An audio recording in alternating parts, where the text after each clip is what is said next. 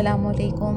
Urdu stories میں آپ سب کو میری طرف سے خوش آمدید۔ دوستوں، میں آج آپ کو ایک ایسی کہانی سنانا چاہتی ہوں جو اندھیری دنیا کے رازوں سے پردہ اٹھاتی ہے۔ امید کرتی ہوں آپ کو میری یہ کہانی پسند آئے گی، اور اس سب کے لیے آپ میرا چینل سبسکرائب کریں، ویڈیوز کو لائک کریں اور بیل آئیکن کا بٹن دبائیں تاکہ ہر نئی آنے والی ویڈیو آپ تک پہنچ سکے۔ خادم حسین اپنے گھر کی گاڑی چلانے کے لیے محنت مزدوری کرتا تھا۔ وہ ایک بہت ہی خوبصورت اور بہادر جوان تھا۔ محنت مزدوری کرنے کے لیے وہ صبح سویرے شہر چلا جاتا تھا اور پھر رات۔ اسی طرح زندگی کے شب و روز گزر رہے تھے۔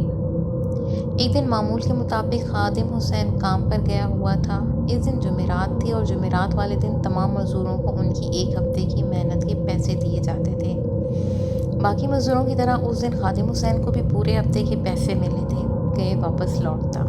وہ پیسے لے کر خوشی خوشی بازار چلا گیا۔ اس نے سوچا کہ ان پیسوں سے اپنے گھر کے لیے راشن لے لیتا ہوں اور پھر اس کے بعد گھر چلا جاؤں گا۔ راشن وغیرہ لیتے ہوئے خادم حسین کو شہر میں کافی دیر ہو گئی۔ اس نے جلدی جلدی وہاں سے سامان اٹھایا اور فوراً اپنے گاؤں جانے والی بس کے اڈے پر پہنچ گیا، لیکن کافی دیر ہونے کی وجہ سے اس کے گاؤں جانے والی بس چلی گئی تھی۔ اب خادم حسین پریشان حال اڈے پر کھڑا کسی ایسی سواری کا انتظار کر رہا تھا جو فوراً اسے اس کے گھر پہنچا دے۔ وہ انہی سوچوں میں گم تھا کہ اسے دور سے آتی ہوئی ایک ویگن نظر آئی۔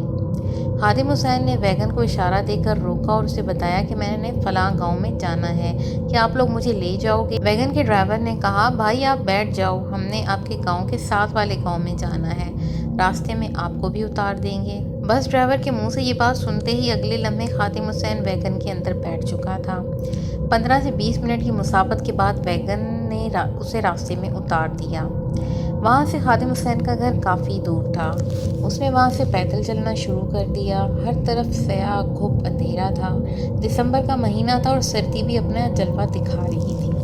دور دور سے کتوں کے بھونکنے کی آوازیں سنائی دے رہی تھیں۔ خادم حسین کو پیدل چلتے ہوئے تقریباً 10 منٹ ہو گئے تھے اور اس کے اندازے کے مطابق 10 منٹ کا راستہ اور تھا۔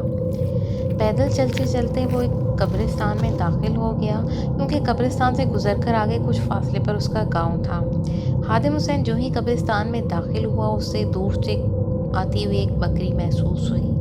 اس نے سوچا آدھی رات کا ٹائم ہے، یہ کس کی بکری ہے جو قبرستان میں پھر رہی ہے؟ خادم حسین کے ذہن میں بس یہی خیال آیا اور اس نے سوچا کہ اس بکری کو پکڑ کر میں اپنے گھر لے جاتا ہوں اور صبح ہوتے ہی میں مسجد میں اعلان کروا دوں گا، جس کی ہوگی وہ میرے گھر سے لے جائے گا۔ بس یہی سوچ کر اس نے اپنے سر سے پگڑی اتاری اور اس کپڑے سے بکری کو گلے سے باندھ دیا اور چند قدم ہی آگے چلا تھا کہ اسے ایسا محسوس ہوا کہ جیسے بکری رک گئی ہو۔ اس نے جب مڑ کر پیچھے دیکھا تو بکری کی ٹانگوں کی لمبائی تقریباً 10 فٹ تک اونچی ہو گئی تھی۔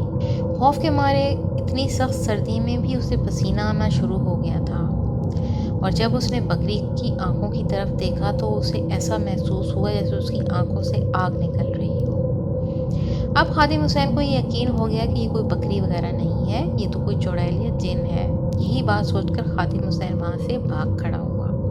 وہ اتنی تیزی سے بھاگ رہا تھا کہ جیسے 2 منٹ میں ہی گھر پہنچ جائے گا۔ بھاگتے بھاگتے جب اس نے پیچھے مڑ کر دیکھا تو ایک سیاہ بالوں والی عورت اس کے پیچھے بھاگ رہی تھی اور اس کے دانت اتنے لمبے تھے جیسے وہ ابھی اسے کھا جائے گی۔ جیسے ہی خادم حسین نے اپنے گاؤں میں قدم رکھا تو اسے پیچھے سے آوازیں آنا محسوس ہوئیں۔ آج تمہاری قسمت اچھی تھی جو تم بھاگنے میں کامیاب ہو گئے ہو، میں تو بہت دن سے بھوک سے تڑپ رہی ہوں، آج تمہیں کھا کر اپنے پیٹ کی بھوک ختم کرتی، لیکن افسوس کیا ہے، تمہاری قسمت اچھی تھی۔ خادم حسین جب گھر پہنچا تو بیوی اسے ایسی حالت میں دیکھ کر ڈر گئی، پوچھنے لگی آپ کو اتنی دیر کیوں ہو گئی؟ لیکن خادم حسین کچھ بتائے بغیر چارپائی پر بیٹھ گیا۔ پوری رات بخار اور درد کی شدت میں گزری۔ جب صبح ہوئی تو اس نے وہ رات والی مکمل کہانی اپنی بیگم کو سنائی۔ خادم حسین کی بیوی بہت ہی سمجھدار خاتون تھی۔ وہ اس بات کو سمجھ گئی کہ رات کے ٹائم کوئی جن یا چڑیل اس کے پیچھے لگا تھا، جس کی وجہ سے یہ ڈر گئے۔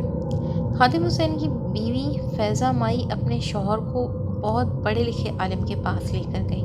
وہ قبرستان والی ساری بات اسے بتائی، اور جب اس عالم نے فیضہ مائی کی بات سنی تو وہ ایک لمحے کے لیے خاموش ہو گیا۔ تم بہت خوش قسمت ہو، اس عورت نما آصف سے محفوظ رہے۔ بیابانوں، جنگلوں اور قبرستانوں میں یہ بدروحیں اپنا ٹھکانہ رکھتی ہیں اور موقع ملتے ہی انسان کے اندر سرایت کر جاتے ہیں، کیونکہ انہیں ایک جسم کی ضرورت ہوتی ہے اپنے شیطانی مقاصد پورا کرنے کے لیے۔ تم اللہ کا شکر ادا کرو کہ بچ گئے ہو۔ میں نے بھی ایک بار ایسی ہی صورتحال کا سامنا کیا تھا، مگر میں ہر وقت کلام الہی کا ورد رکھتا ہوں، اس لیے مجھے نقصان نہیں پہنچا۔ بہرکیف میں تمہیں حصار میں لے لوں گا، اور ساتھ ہی یہ تعویذ بھی، اس تعویذ کو اپنے دائیں بازو میں باندھ لینا، انشاءاللہ اللہ پاک کرم کریں گے اور ایسی بلاؤں سے تمہیں کبھی خوف محسوس نہ ہوگا۔ اس کے باوجود جب کبھی دن کے ٹائم بھی خادم حسین کا گزر قبرستان سے ہوتا تو فوراً اسے وہ چڑیل یاد آ جاتی۔ اس کا خیال ذہن میں آتے ہی خادم حسین فوراً درود شریف پڑھنا شروع کر دیتا، کیونکہ اللہ پاک کے کلام میں بہت طاقت ہے۔ درود پاک کے پڑھنے سے خادم حسین کا خوف ختم ہو جاتا۔ لازم ہے کہ انسان جب کبھی بھی کسی پرانے کھنڈرات، قبرستان یا کسی ایسے علاقے یا بھاری جگہ سے گزرے تو اس وقت درود پاک پڑھنا شروع کر دے۔ میرا یہ ایمان ہے کہ کوئی بھی بلا یا چڑیل جنات آپ کا کچھ نہیں بگاڑ سکتی۔